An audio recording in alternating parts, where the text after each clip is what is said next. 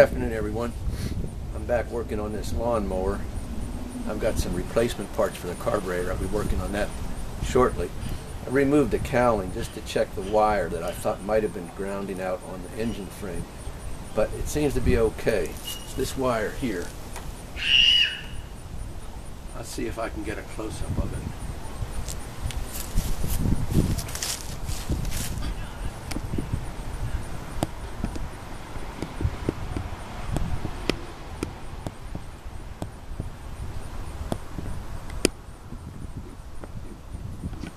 Probably a little hard to see, but it's this wire here.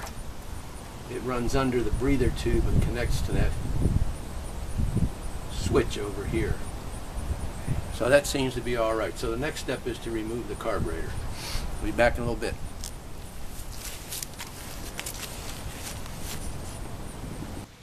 Hello everyone, I'm back again. I've removed the carburetor and taken it apart. You can see the parts.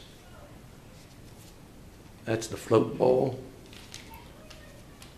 This is the float. That's the bowl nut. That's the pin for the float. This is the needle. And of course this is the carburetor body. You can see the inside is pretty dirty. I'll have to clean that up. It's hard to do this when it's on the engine. It's best to take it off and clean it thoroughly. And I have some replacement parts. I have, it's a Briggs Stratton part number 796611 float bowl. It comes with the float bowl, 2 gaskets, and the float bowl gasket, which is handy. I also have the mounting gasket, which is Briggs Stratton part 795629. You can see that. That's that. And a replacement air filter, which is an aftermarket. It's a Stens. It replaces Briggs Stratton 491588. So I'm going to see if I can get a better view of all this on the camera. Then I'm going to stop and clean the carburetor and put it back together. So I'll be back a little later. Thank you.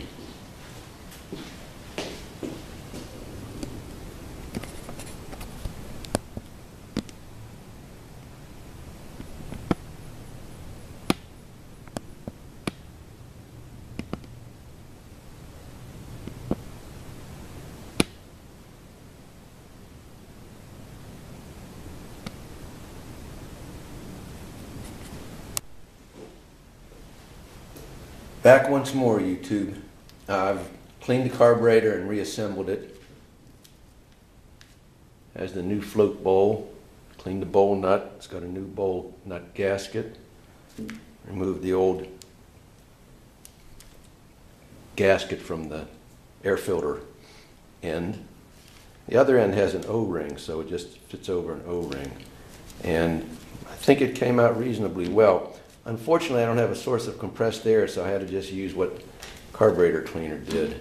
Now, this is some of the crud that was in the carburetor. See if you can see that. Get a little closer. So, there was a lot of dirt in there. So the next step is going to be to put everything back together and see if it runs. Back later. Thanks.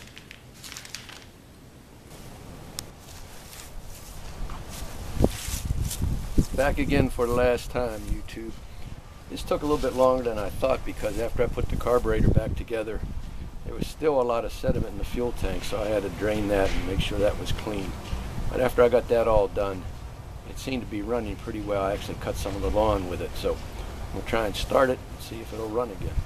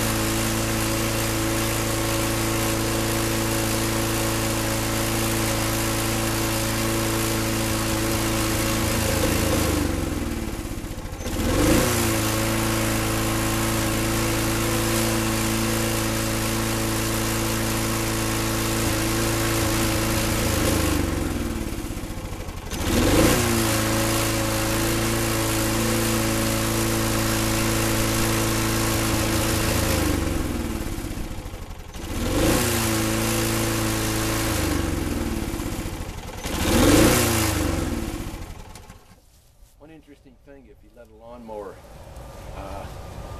put the stop switch on, let the engine run down till it's almost stopped, and then pull back on the safety handle. If it picks back up, that's a good indication that everything's functioning well. If it just continues to die out, there may be more problems. I think this will be okay.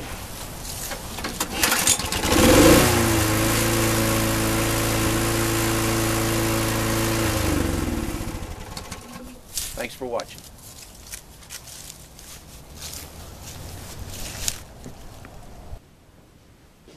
Back again. I've removed the carburetor and taken it apart. This is the, let me see. That's the float. That's the bowl nut. That's the hinge pin for the float. That's the little needle valve. This is the float bowl. And this is the carburetor body. As you can see this,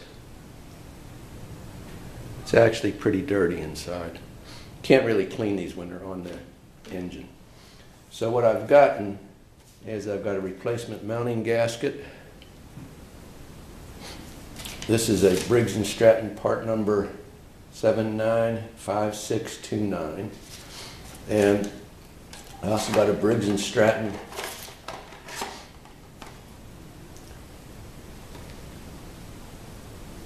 $796-611. It's a float bowl kit. This is nice because it has the bowl nut gasket, it has the bowl, it has two gaskets. So I'm going to clean the carburetor up and reassemble it. And I'll be back later. Thanks.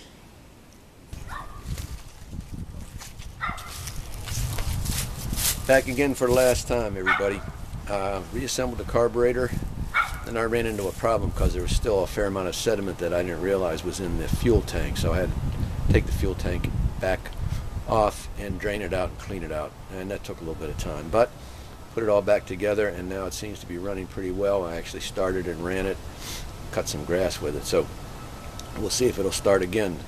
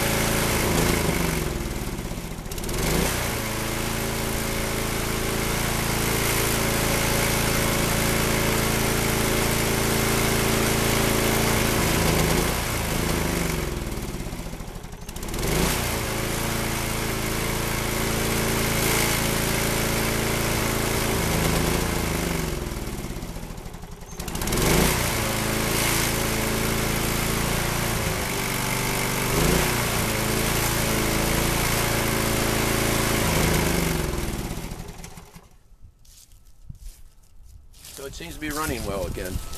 What I was doing was moving the stop switch to the stop position, which kills the ignition, and the engine runs down. If the engine runs down till it's almost stopped and you pull back so the ignition goes back on and the engine picks back up, that's a good indication everything is running well. If the engine continues to run down and dies, you may have other problems. But as you can see or hear, when the engine was almost completely run down, I took the ignition switch off and it picked right back up again. That's a good indication. So I feel confident that it'll run fairly well, at least for a while. Okay, thanks very much for watching. Have a good day.